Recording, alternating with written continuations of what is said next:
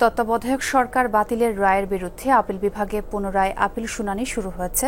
প্রধান বিচারপতি ড. সৈয়দ রেফাত আহমেদের নেতৃত্বাধীন ৭ সদস্যের পূর্ণাঙ্গ আপিল বেঞ্চে আবেদনগুলোর শুনানি শুরু হয় সকালে।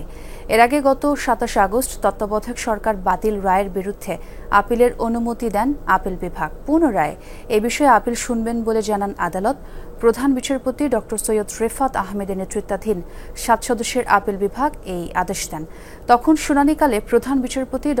সৈয়দ রেফাত আহমেদ বলেছিলেন, তত্ত্বাবধায়ক সরকার ফিরিয়ে দিয়ে সাময়িক সমাধান দিতে চায় না আপিল বিভাগ। নির্বাচনকালীন সরকার নিয়ে কার্যকর সমাধান চায় আপিল বিভাগ, যাতে এটি বারবার বিঘ্নিত না হয়। বলেন, দেশে গণতন্ত্র প্রতিষ্ঠা করতে এটি যাতে সুদূরপ্রসারী প্রভাব রাখে সেটিই করা হবে।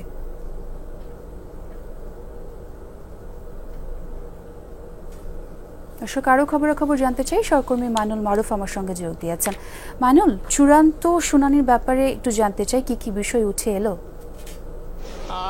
আজ সকালে কিন্তু যে তত্ত্বাবধায়ক সরকার বাতিলের যে রায় দিয়েছিল সাবেক প্রধান বিচারপতি এবিএম খালেদ হক ২০১১ সালে, সেই রায়ের বিরুদ্ধে কিন্তু আপিল শুনানি শুরু হয়েছে। এর আগে কিন্তু রিভিউ হয় ৫ আগস্টের পর, আওয়ামী লীগ সরকার পতনের পরে, এবং রিভিউ শুনানি শেষে কিন্তু এটি আপিল হিসাবে গৃহীত হয়। এবং এই রিভিউতে যে যারা অংশ নিয়েছেন বা আপিল যারা করেছেন তারা হলেন এই বিএনপি এবং জামাতের নেতাকর্মীরা, বা বিএনপি এবং জামাত সহ কয়েকজন বিশিষ্ট নাগরিক কিন্তু এই আপিলের অংশ হয়েছেন।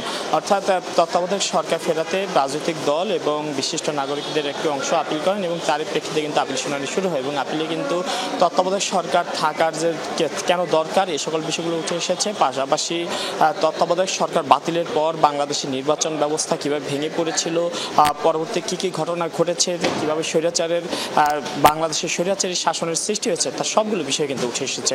এবং আজও কিন্তু শুনানি করছেন। আজ আপিলে করার পর আজই প্রথম দিনের শুনানি হচ্ছে, পরবর্তীতে আরও হয়তো শুনানি হবে, এবং এই শুনানির পরে কিন্তু জানা যাবে যে তত্ত্বাবধায়ক সরকার নিয়ে আসলে স্থায়ী সমাধানটা কি আসে। যেহেতু প্রধান বিচারপতি বলেছিলেন একটি স্থায়ী সমাধান চান নির্বাচনকালীন সরকার নিয়ে, সেই স্থায়ী সমাধানটা কিভাবে আসে সেই বিষয়টির জন্য কিন্তু আমাদের আরও কিছুদিন অপেক্ষা করতে হবে, কারণ পূর্ণাঙ্গ শুনানি হবে এবং রাষ্ট্রপক্ষ এবং রাজনৈতিক দলগুলোর যে সকল আইনজীবীরা রয়েছেন তারা কথা বলবেন, এছাড়া বিশিষ্ট নাগরিকদের আইনজীবীরা আছেন তারাও বিষয়গুলো তুলে ধরবেন। সব শুনানি শেষে একটি সিদ্ধান্তে আসবে বা একটি চূড়ান্ত রায় আসবে বাংলাদেশের নির্বাচনকালীন সরকার ব্যবস্থা নিয়ে। মাইনুল, অনেক ধন্যবাদ আপনাকে।